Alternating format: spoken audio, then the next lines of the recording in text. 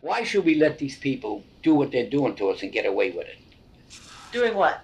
Well, like how they're building and doing things that they shouldn't be doing. Trucks and you name it, and this here, we were having trouble there and everything, whatever it was. That's when we said we should start our own neighborhood association. I live here. Isn't that a good enough reason to advocate for East Boston? I think anywhere people live, they should advocate for that space. But it is particularly an interesting place because of the confluence of various systemic concerns that are happening here. So if you think about environmental justice, this is a neighborhood that hosts a large international airport. This is a neighborhood that has gas tanks, the kinds of petrochemical containers. This is a peninsula, so it's in the climate front line. The Atlantic Ocean is right there in front of us and in the harbor. And the people who live here have traditionally been immigrants, working class folks. So for that reason, maybe not many people have voting rights, and some people don't even speak English. So because of all these reasons, they are cut off from access to power, at the same time subject to a lot of issues. So when your community is down like that, and if you don't advocate for it, then what is the hope? People should get more involved. With more people involved, the stronger you become, and they're going to pay attention to you. They know that you're not going to put up with their nastiness, that you want your rights. And that's all we ever did fight for. Give us our rights that we have coming to us, that's all.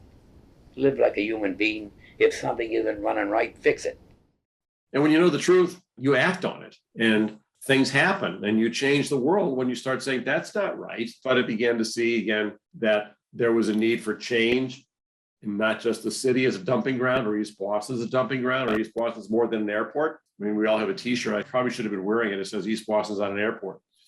And so we began to say, again, self-determination, expression. It's our life. This is our community. These are our lives. This is our culture. This is where we live. And you have to treat us with respect. See this park that they got here? This park was in the makings for a long time. Anything that we want, we're going to have to fight for it. No one's going to come and give it to you in a silver platter. Like all these people that don't get active in things, and they're getting all these nice things like this park and getting this and getting that.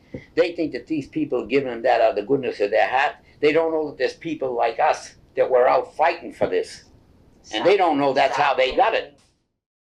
When I got involved in Mothers Out Front, I started as a participant, listening to their conversations and participating, speaking up for my family and for myself. But then I saw the opportunity to become a leader for the Latino community and a connection and advocate not only for me, but for my community. So that's my leadership right now in Mothers Out Front. I feel like I had this big opportunity to not only learn myself from my experience, but to actually help my community and anyone that I can now with my story and the information we gather together, that I spread it to others and that I bring more families into Mothers Out Front.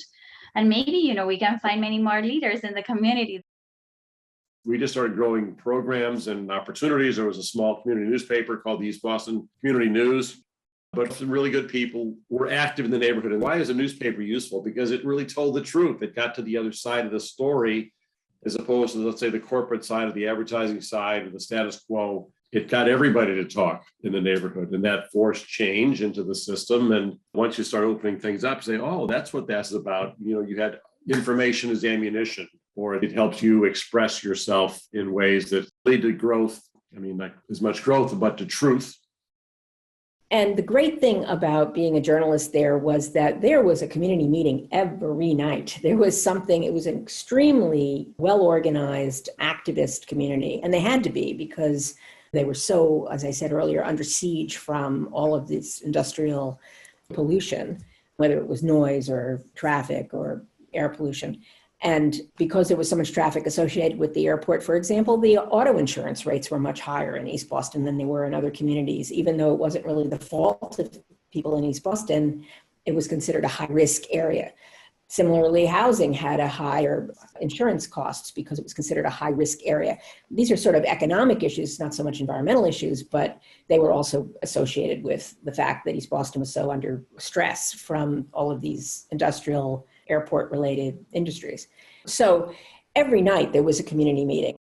We still had a clear point of view that they had a voice that needed to be heard, that respect for the community was something that we expected of our elected officials. And I think one of the statements about the community news, we used to call it the voice above the roar, because the roar of the airplanes, and we were the voice.